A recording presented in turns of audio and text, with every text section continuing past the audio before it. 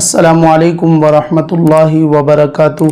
बहुत सारे मर्द और ख़वातीन जब नमाज पढ़ने के लिए खड़े होते हैं तो तकबीर तहरीमा यानी अल्लाहु अकबर कहने से पहले ज़बान से बिस्मिल्लाहिर्रहमानिर्रहीम पढ़ते हैं और उसके बाद नियत बांधकर नमाज शुरू करते हैं।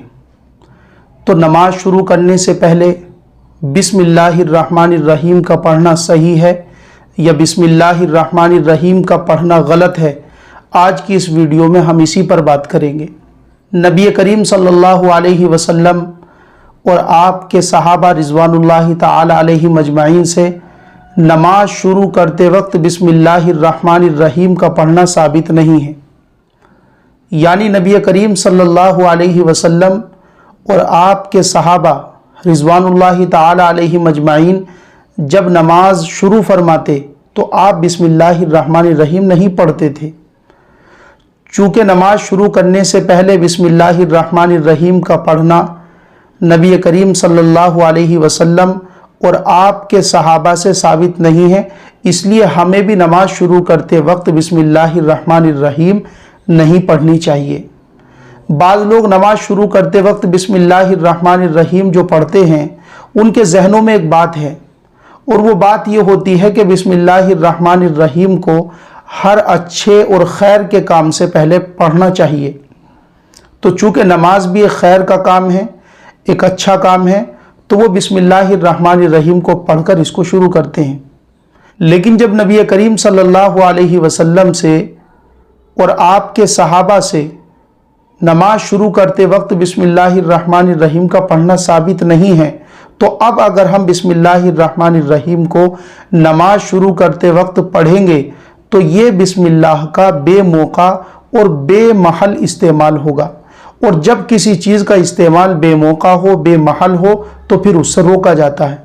जैसे अगर कोई शख्स नमाज शुरू करे और नमाज के रुकू में सुबहान रब्बियल अज़ीम पढ़ने के बजाय, नमाज के सजदे में सुबहान रब्बियल आला पढ़ने के बजाय अगर वो अल्हम्दुलिल्लाहि रब्बिल आलमीन की सूरत पढ़ना शुरू कर दे तो जाहिर सी बात है कि उसको रोका जाएगा।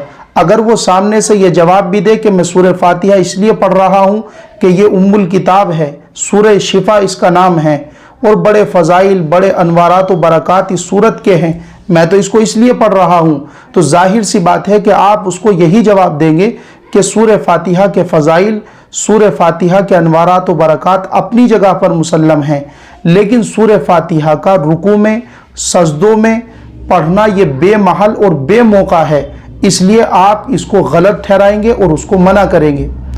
इसी तरह जब नमाज शुरू करने से पहले बिस्मिल्लाहिर्रहमानिर्रहीम का पढ़ना नबी करीम सल्लल्लाहु अलैहि वसल्लम से साबित नहीं है, आपके सहाबा से साबित नहीं है, तो अब अगर हम बिस्मिल्लाहिर्रहमानिर्रहीम पढ़ेंगे तो ये बिस्मिल्लाहिर्रहमानिर्रहीम का बेमौका और बेमहल इस्तेमाल होगा, इसलिए हमें इससे बचना चाहिए। अगर कोई शख्स बिस्मिल्लाहिर्रहमानिर्रहीम को नमाज शुरू करने से पहले सवाब समझकर, इबादत समझकर के पढ़ेगा तो फिर यह अमल बिदात हो जाएगा। इसलिए जब आप नमाज शुरू करें तो नमाज की नियत करने के बाद अल्लाहु अकबर कहकर नमाज शुरू कर दें। दरमियान में आप बिस्मिल्लाहिर्रहमानिर्रहीम न पढ़ा करें। उम्मीद करता हूं कि आपको यह मसला समझ आ गया होगा, लेकिन आपके अलावा बहुत सारे मुसलमान ऐसे हैं जो अभी भी 5 वक्त नमाजों में जाने अनजाने में ये गलती कर रहे हैं। इसलिए आप इस वीडियो को शेयर ज़रूर करें ताकि बहुत सारे मुसलमान जो 5 वक्त जाने अनजाने में ये गलती उनसे हो रही है, हो सकता है आपके इस वीडियो शेयर करने की वजह से वो सुनकर इस गलती से बच जाएं। अस्सलामु अलैकुम वरहमतुल्लाहि वबरकातुहू।